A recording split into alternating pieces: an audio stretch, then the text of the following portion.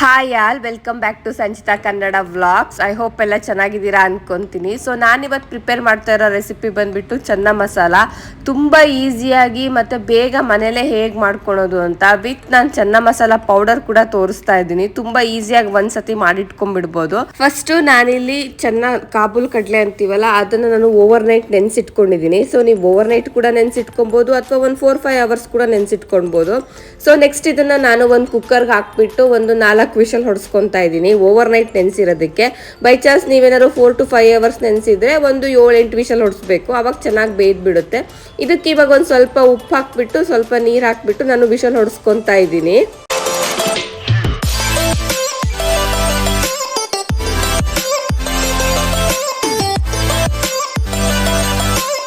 ಇವಾಗ ವಿಷಲೆಲ್ಲ ಆರ್ಬಿಟ್ಟು ಚೆನ್ನಾಗಿ ಕಾಳುಗಳೆಲ್ಲ ಸ್ವಲ್ಪ ತಂಪಾಗೋವರೆಗೂ ನಾನಿಲ್ಲಿ ಚೆನ್ನ ಮಸಾಲ ಪೌಡರ್ ಹೇಗೆ ಮಾಡೋದು ಅಂತ ತೋರಿಸ್ತಾ ಇದ್ದೀನಿ. ಈ ಪೌಡರ್ನು ಅಷ್ಟೇ ನೀವು ಒಂದ್ಸತಿ ಮಾಡಿಟ್ಕೊಂಡ್ರೆ 6 ಮಂತ್ವರೆಗೂ ಯೂಸ್ ಮಾಡ್ಬೋದು. ಆ್ಯಂಡ್ ಬೇಗ ಪಲ್ಯಗಳು ಬೇಗ ರೆಡಿ ಆಗುತ್ತೆ. ಏನಾದರೂ ಎಮರ್ಜೆನ್ಸಿನಲ್ಲಿ ಏನಾದರೂ ಅರ್ಜೆಂಟಾಗಿ ಮಾಡಬೇಕು ಅಂದಾಗ ಈ ಥರ ಒಂದು ಪೌಡರ್ ಮಾಡಿಟ್ಕೊಂಡ್ಬಿಟ್ರೆ ನಿಮಗೆ ಚೆನ್ನ ಮಸಾಲ ಎಲ್ಲ ಒಂದು 10 ನಿಮಿಷದಲ್ಲಿ ಪ್ರಿಪೇರ್ ಮಾಡಿಬಿಡ್ಬೋದು.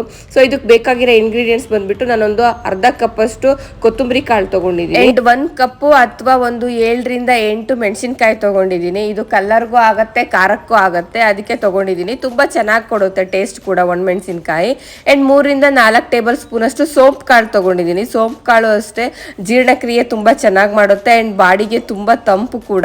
ಆ್ಯಂಡ್ ಜೀರಿಗೆನೂ ಅಷ್ಟೇ, ಜೀರಿಗೆನೂ ಒಂದು 3ರಿಂದ 4 ಟೇಬಲ್ ಸ್ಪೂನಷ್ಟು ತೊಗೊಂಡಿದ್ದೀನಿ. ಆ್ಯಂಡ್ ಮೆಣಸಿನಕಾಳು 4ರಿಂದ 5 ಟೇಬಲ್ ಸ್ಪೂನಷ್ಟು ತೊಗೊಂಡಿದ್ದೀನಿ. ಆ್ಯಂಡ್ ಮೇಯ್ನ್ ಮಸಾಲ ಐಟಮ್ಸು ಇದರಲ್ಲಿ ನಾನು ಜಾಯಿಕಾಯಿ ತೊಗೊಂಡಿದ್ದೀವಿ, ಮೇಸ್ ಅಂತೀವಲ್ಲ, ಇದು ಅಷ್ಟೇ ಚಿಕ್ಕ ಮಕ್ಕಳಿಗೆಲ್ಲ ಯೂಸ್ ಮಾಡ್ತಾರೆ ನೋಡಿ, ತುಂಬ ಆರೋಗ್ಯಕ್ಕೆ ಒಳ್ಳೆಯದು. ಆ್ಯಂಡ್ ಜೀರ್ಣಕ್ರಿಯೆನೂ ಅಷ್ಟೇ ಇದು ತುಂಬ ಚೆನ್ನಾಗಿ ಮಾಡುತ್ತೆ. ರೋಗ ನಿರೋಧಕ ಶಕ್ತಿ ಕೂಡ ಇದರಲ್ಲಿ ಜಾಸ್ತಿ ಇದೆ. ಸೊ ನಾನು ಒಂದು ಜಾಯಿಕಾಯಿನಲ್ಲಿ ಅರ್ಧ ತೊಗೊಂಡಿದ್ದೀನಿ. ಆ್ಯಂಡ್ 1 ಇಂಚಷ್ಟು ನಾನು ಸಿನಮನ್ ಸ್ಟಿಕ್ ತೊಗೊಂಡಿದ್ದೀನಿ, ನಾವು ಚಕ್ಕೆ ಅಂತೀವಲ್ಲ ಅದನ್ನು. ಆ್ಯಂಡ್ 3 ನಾನಿಲ್ಲಿ ಏಲಕ್ಕಿ ತೊಗೊಂಡಿದ್ದೀನಿ. ಏಲಕ್ಕಿನೂ ಅಷ್ಟೇ ಫ್ಲೇವರ್ ತುಂಬ ಚೆನ್ನಾಗಿ ಕೊಡುತ್ತೆ. ಆ್ಯಂಡ್ ಒಂದು 10 ಲವಂಗಗಳನ್ನ ತೊಗೊಂಡಿದ್ದೀನಿ. ಸೊ ಇದೆಲ್ಲದನ್ನು ನಾನೀಗ ಫಸ್ಟು ಫ್ರೈ ಮಾಡ್ಕೊಬೇಕು. ನೀವು ಲೋ ಫ್ಲೇಮಲ್ಲಿ ತುಂಬ ಚೆನ್ನಾಗಿ ಫ್ರೈ ಮಾಡಬೇಕು. ಆ್ಯಂಡ್ ಇದನ್ನು ನೀವು ಅಷ್ಟು ಪದಾರ್ಥಗಳನ್ನ ಒಟ್ಟಿಗೆ ಕೂಡ ಹಾಕಿ ಫ್ರೈ ಮಾಡ್ಬೋದು ಅಥವಾ ಸಪ್ರೇಟಾಗಿ ಕೂಡ ಫ್ರೈ ಮಾಡ್ಕೊಬೋದು. ಎಲ್ಲದನ್ನು ಆಲ್ಮೋಸ್ಟ್ ಲೋ ಫ್ಲೇಮಲ್ಲೇ ಒಂದು 5 ಮಿನಿಟ್ಸ್ವರೆಗೂ ನೀಟಾಗಿ ಫ್ರೈ ಮಾಡ್ಕೊಬೇಕು. ಅದೆಲ್ಲ ಫ್ಲೇವರ್ ಬರಬೇಕು ಬಿಸಿ ಆದಮೇಲೆ, ಅಲ್ಲಿವರೆಗೂ ನೀಟಾಗಿ ಸ್ಲೋ ಫ್ಲೇಮಲ್ಲೇ 5 ಮಿನಿಟ್ಸ್ ಫ್ರೈ ಮಾಡ್ಕೊಳ್ಳಿ. ನೆಕ್ಸ್ಟ್ ಇವಾಗ ಫ್ರೈ ಮಾಡಿ ಆದಮೇಲೆ ಅದನ್ನ ರೂಮ್ ಟೆಂಪ್ರೇಚರಿಗೆ ಬರೋವರೆಗೂ ಆರಕ್ಕೆ ಬಿಡಬೇಕು. ಸೊ ಆದಮೇಲೆ ಅದನ್ನು ನೆಕ್ಸ್ಟ್ ನಾವು ಇವಾಗ ಫೈನ್ ಪೌಡರ್ ಥರ ಮಾಡ್ಕೊಬೇಕು. ನೀವು ಮಿಕ್ಸಿ ಮಾಡಿಕೊಂಡು ಫೈನ್ ಪೌಡರ್ ರೀತಿ ಮಾಡಿಟ್ಕೊಂಡು ನೆಕ್ಸ್ಟ್ ಅದನ್ನು ಆವಾಗಲೇ ಹೇಳ್ದಂಗೆ 6 ಮಂತ್ವರೆಗೂ ಆರಾಮಲ್ಲಿ ಒಂದು ಏರ್ ಟೈಟ್ ಕಂಟೈನರ್ ಅಥವಾ ಬಾಕ್ಸ್ಗೆ ಯಾವುದಕ್ಕಾದ್ರೂ ಹಾಕಿಟ್ಕೊಂಡ್ರೆ ಆರಾಮಲ್ಲಿ ನೀವು ಬೇಗ ಮಾಡ್ಕೊಬೋದು. ತುಂಬ ಬೇಗ ಆಗುತ್ತೆ ಆ್ಯಂಡ್ ನಿಜವಾಗ್ಲೂ ತುಂಬ ಚೆನ್ನಾಗಿರುತ್ತೆ ಈ ರೆಸಿಪಿ. ಸೇಮ್ ರೆಸ್ಟೋರೆಂಟ್ ಸ್ಟೈಲಲ್ಲಿ ಮಾಡ್ತಾರಲ್ಲ ಹಾಗೆ ಇರುತ್ತೆ. ಸೊ ನೆಕ್ಸ್ಟ್ ಇವಾಗ ಮಸಾಲ ಮಾಡೋಕ್ಕೆ ಏನೇನು ಬೇಕು ನೋಡೋಣ. ನಾನಿಲ್ಲಿ ಒಂದು ಬೇ ಲೀಫ್ ತೊಗೊಂಡಿದ್ದೀನಿ ಆ್ಯಂಡ್ 1 ಟೇಬಲ್ ಸ್ಪೂನಷ್ಟು ಜೀರಿಗೆ ತೊಗೊಂಡಿದ್ದೀನಿ ಆ್ಯಂಡ್ 1 ಟೇಬಲ್ ಸ್ಪೂನಷ್ಟು ಶುಂಠಿ ಬೆಳ್ಳುಳ್ಳಿ ಪೇಸ್ಟ್ ಆ್ಯಂಡ್ 1 ಆನಿಯನ್ನು.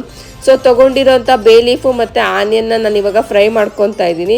ನೀವು ತುಂಬ ಲೋ ಫ್ಲೇಮಲ್ಲೇ ಇಟ್ಕೊಂಡು ಎಲ್ಲ ನೀಟಾಗಿ ಫ್ರೈ ಆಗೋವರೆಗೂ ಆನಿಯನ್ನ ಫ್ರೈ ಮಾಡ್ಕೊಬೇಕು, ಅದು ಟ್ರಾನ್ಸ್ಪರೆಂಟ್ ಕಲರಿಗೆ ಬರೋವರೆಗೂ.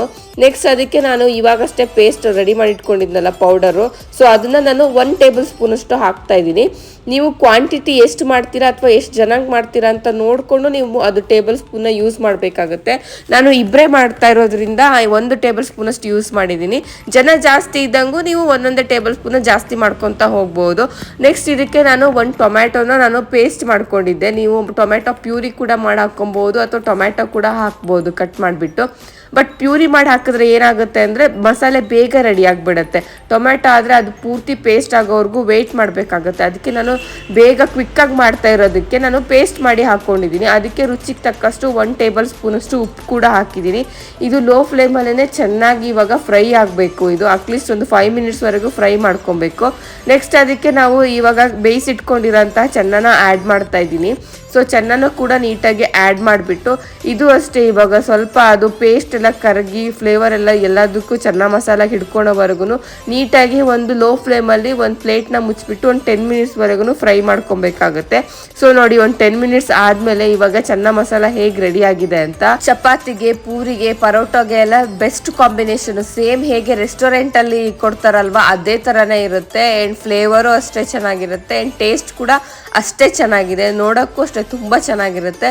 ಇದನ್ನು ಎಲ್ಲರೂ ಮನೇಲಿ ಒಂದ್ಸತಿ ಟ್ರೈ ಮಾಡಬೇಕು. ತುಂಬ ಈಸಿಯಾಗಿ ಮಾಡಿಬಿಡ್ಬೋದು. ಈ ಪೌಡರ್ ಮಾಡಿಟ್ಕೊಂಡ್ರೆ ಒಂದು 10 to 15 ಮಿನಿಟ್ಸ್ ಒಳಗಡೆ ಪಲ್ಯ ರೆಡಿ ಆಗಿಬಿಡುತ್ತೆ. ಯಾವ್ದಾದ್ರು ಅರ್ಜೆಂಟಾಗಿ ಕೆಲಸಕ್ಕೆ ಹೋಗೋರು ಅಥವಾ ಕಾಲೇಜ್ ಹೋಗೋರು ಇದ್ರೆ ಬೇಗ ಪ್ರಿಪೇರ್ ಮಾಡ್ಕೊಂಡ್ಬಿಡ್ಬೋದು. ತುಂಬ ಚೆನ್ನಾಗಿ ಬರುತ್ತೆ. ಹೋಪ್ ಈ ವಿಡಿಯೋ ಎಲ್ಲರಿಗೂ ಹೆಲ್ಪ್ಫುಲ್ ಆಗುತ್ತೆ ಅಂತ ಅನ್ಕೊತೀನಿ. ಇನ್ನು ಯಾರೆಲ್ಲ ನನ್ನ ಚಾನಲ್ನ ಸಬ್ಸ್ಕ್ರೈಬ್ ಮಾಡಿಲ್ಲ ಪ್ಲೀಸ್ ಮಾಡ್ಕೊಳ್ಳಿ. Thank you.